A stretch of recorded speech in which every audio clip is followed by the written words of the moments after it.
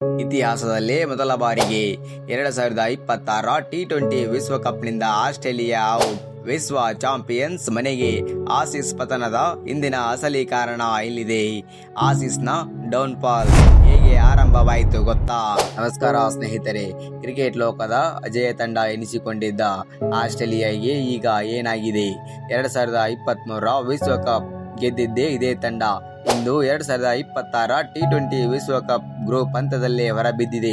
ಕೇವಲ ಸೋಲಲ್ಲ, ಇದು ಒಂದು ಕಾಲದ ಚಾಂಪಿಯನ್ಸ್ ತಂಡದ ದಯನೀಯ ಸ್ಥಿತಿ. ಇಂದು ಆಸ್ಟ್ರೇಲಿಯಾ ಕ್ರಿಕೆಟ್ನ ಡೌನ್ಫಾಲ್ ಆರಂಭವೇ. 2026 ಟಿ20 ವಿಶ್ವಕಪ್.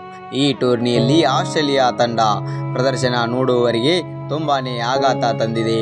ಜಿಂಬಾಬ್ವೆ ವಿರುದ್ಧ ಕೇವಲ 120 ರನ್ಗಳಿಗೆ ಆಲ್ಔಟ್ ಆಗಿದ್ದು ಮತ್ತು ಶ್ರೀಲಂಕಾ ವಿರುದ್ಧ ಬೃಹತ್ ಮೊತ್ತ ಗಳಿಸಿದರೂ ಕೂಡ ಬೌಲಿಂಗ್ನಲ್ಲಿ ವೈಫಲ್ಯ ಕಂಡಿದ್ದು ಅವರ ನಿರ್ಗಮನಕ್ಕೆ ಪ್ರಮುಖ ಕಾರಣವಾಯಿತು. ಜಿಂಬಾಬ್ವೆಯ ವಿರುದ್ಧ ಸೋಲು ಕ್ರಿಕೆಟ್ ಇತಿಹಾಸದ ಅತಿ ದೊಡ್ಡ ಆಘಾತಗಳಲ್ಲಿ ಒಂದು. ಆಸ್ಟ್ರೇಲಿಯಾದ ಡೌನ್ಫಾಲ್ ಯಾವಾಗ ಆರಂಭವಾಯಿತು ಗೊತ್ತಾ? ಆಸ್ಟ್ರೇಲಿಯಾ ತಂಡ 2023 ನರೇಂದ್ರ ಮೋದಿ ಸ್ಟೇಡಿಯಂನಲ್ಲಿ ಇಂಡಿಯಾ ವರ್ಸಸ್ ಆಸ್ಟ್ರೇಲಿಯಾ ನಡುವಿನ ಮ್ಯಾಚ್. ಆಸ್ಟ್ರೇಲಿಯಾ ತಂಡ ವಿಶ್ವ ಚಾಂಪಿಯನ್ಸ್ ಆಗಿ ಅಂದು ಮೆರೆದಿತ್ತು. ಅಂದಿನ ಕ್ಯಾಪ್ಟನ್ ಆದಂಥ ಪ್ಯಾಟ್ ಕಮಿನ್ಸ್ ಅವರು ಇಡೀ ಇಂಡಿಯಾದ ಕ್ರೌಡನ್ನೇ ಸೈಲೆನ್ಸ್ ಆಗಿಸಿದ್ರು. ನಿಮಗೂ ಕೂಡ ನೆನಪಿದೆ ಅನಿಸುತ್ತೆ. ಅಂದು ಮಿಚೆಲ್ ಮಾರ್ಷ್ ಅವರ ಒಂದು ಪೋಸ್ಟ್ ಇಡೀ ಆಸ್ಟ್ರೇಲಿಯಾ ತಂಡವನ್ನೇ ಡೌನ್ಫಾಲ್ ಮಾಡಿದೆ ಎನ್ನುವಂಥ ಸುದ್ದಿ ಹರಡ್ತಾ ಇದೆ. ಕರ್ಮ ಕಾದು ಹೊಡೆಯುತ್ತೆ ಅನ್ನೋದಕ್ಕೆ ಉದಾಹರಣೆ ಇದೆ ಅನಿಸುತ್ತೆ. ಮಿಚೆಲ್ ಮಾರ್ಷ್ ಅಂದು ತಿಳಿಯದ ಮಾಡಿದ ತಪ್ಪಿಗೆ ಇಂದು ಇಡೀ ಆಸ್ಟ್ರೇಲಿಯಾ ತಂಡವೇ ಪಶ್ಚಾತ್ತಾಪ ಪಡುತ್ತಿದೆ.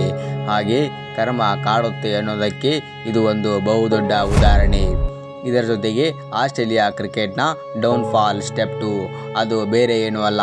ಆಸ್ಟ್ರೇಲಿಯಾದ ಒಂದು ದಿಗ್ಗಜ ಬೌಲಿಂಗ್ ಲೈನಪ್ ಅನ್ನು ಹೊಂದಿತ್ತು.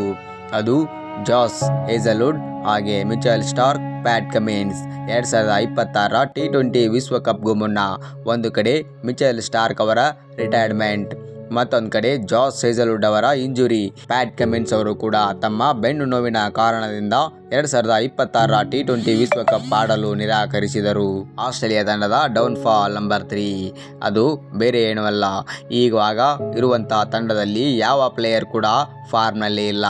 ಉದಾಹರಣೆಗೆ ಕ್ಯಾಮರಾನ್ ಗ್ರೀನ್ ಅವರು ಕೂಡ ಬೌಲಿಂಗ್ನಲ್ಲಿ ವಿಕೆಟನ್ನು ತೆಗಿತಾ ಇಲ್ಲ. ಒಂದು ಕಡೆ ಬ್ಯಾಟಿಂಗ್ನಲ್ಲಿ ಸದ್ದು ಕೂಡ ಮಾಡ್ತಾ ಇಲ್ಲ. ಇದರ ಜೊತೆಗೆ ಟಿಮ್ ಡೇವಿಡ್ ದೈತ್ಯನಿಂದ ಯಾವುದೇ ಥರದ ಫಿನಿಶಿಂಗ್ ಇನ್ನಿಂಗ್ಸೇ ಬರಲಿಲ್ಲ.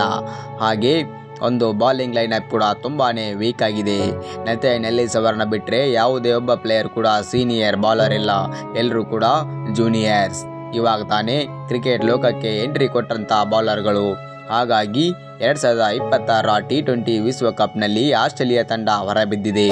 ಆಸ್ಟ್ರೇಲಿಯಾ ತಂಡ ಮತ್ತೆ ಪುಟಿದೇಳುತ್ತದೆ ಅಥವಾ ಇದು ಒಂದು ದೊಡ್ಡ ಸಾಮ್ರಾಜ್ಯದ ಪತನದ ಆರಂಭವೇ? ನಿಮ್ಮ ಅನಿಸಿಕೆಯನ್ನು ಕಮೆಂಟ್ ಮಾಡಿ ತಿಳಿಸಿ. ವಿಡಿಯೋ ಇಷ್ಟ ಆದರೆ ಲೈಕ್ ಮಾಡಿ ಮತ್ತು ಸಬ್ಸ್ಕ್ರೈಬ್ ಕೂಡ ಮಾಡೋದನ್ನು ಮರಿಬೇಡಿ.